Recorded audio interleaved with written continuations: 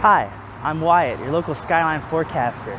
Over the course of this series, we've speculated on the many different ways in which Oahu's future might be shaped by the Honolulu Skyline. That's the train, not the actual skyline, though I'm sure that too will change over time. Anyway, I want to put all that speculation aside for a second. What do we know for sure about Skyline's future? Well, join me for part one of this two-part finale as we look into what's immediately ahead for the Skyline. As of the taping of this series, the Honolulu Skyline operates across 9 different stations. They are Kualaka'i, East Kapolei Station, Keone'ai, UH West Oahu Station, Honouliuli, the Ho'opili Station, Ho'ai'ai, West Lock Station, Pohala, the Waipahu Transit Center Station, Ha'alaulani, the Leeward Community College Station, Waiava, Pearl Highland Station, Kala'au, Pearl Ridge Station, and Halawa Station. These 9 stations encompass Segment 1, which opened for service back in June of 2023. But you already know all that, let's get to the new stuff. Segment 2 is set to open sometime soon in 2025. That'll encompass the next 4 stations. The first is Makalapa, the Joint Base Pearl Harbor Hickam Station. Side note, did you know that the bus operates routes that go on base within Pearl Harbor Hickam? Those routes are marked with a PH next to the number, so if you ever see a bus with a PH route, that's what that is. Anyway, bus service in Pearl Harbor Hickam will one day connect to the Skyline through this station. Pretty cool. The next is Lelepaua, the Daniel K. Inouye International Airport Station. This is the big one. It connects travelers to and from our island directly to the Skyline, getting them where they need to be without having to worry about the traffic delays you get from buses, cabs, ride shares, and whatnot. Plus, they'll have a great view from up there, I'm sure. After that is Ahua, the Lagoon Drive Station.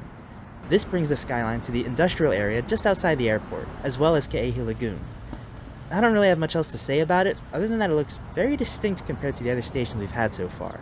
The red panels of this one, and the green fences of Makalapa, are a nice visual change, I think anyway. Finally, we've got Kahauiki, the Kalihi Transit Center Station. This is the other big one. Kalihi Transit Center is a big hub for bus routes that go into town, so until Segment 3 gets built, this is where people heading in and out of town are going to link up with the Skyline. And it's a good thing too, because Segment 3 is going to take a while.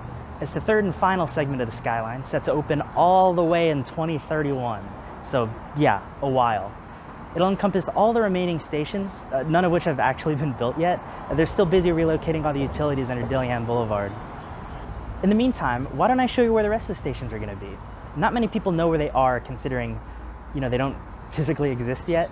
If you want to learn more about the future stations, you can check out the Honolulu Authority for Rapid Transit's HART's website at honolulutransit.org/about/stations. Okay, let's begin. You may have passed by these boarded up lots on your way through Dillingham Boulevard, but what you might not know is that these are actually the future site of our first Segment 3 station, Mokauea, the Kalihi Station. It'll be right around here, just before Mokauea Street. Hey, that's the name of the station.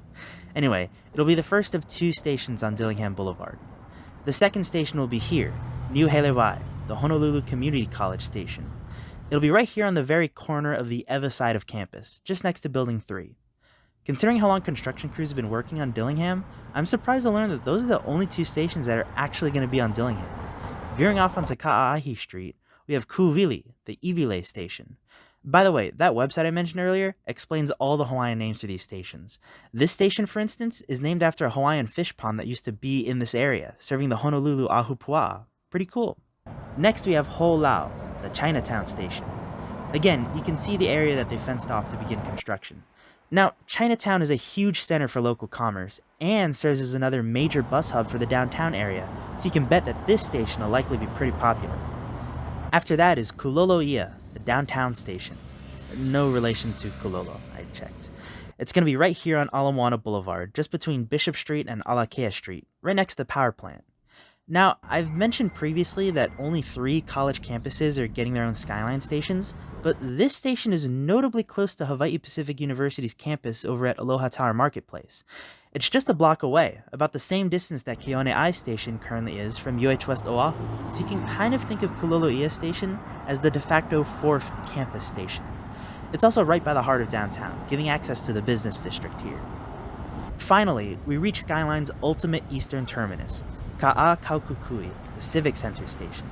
Past Alakea Street, Skyline will move from Ala Moana Boulevard to Halekawila Street, where it'll come to an end right here between South Street and Keawe Street.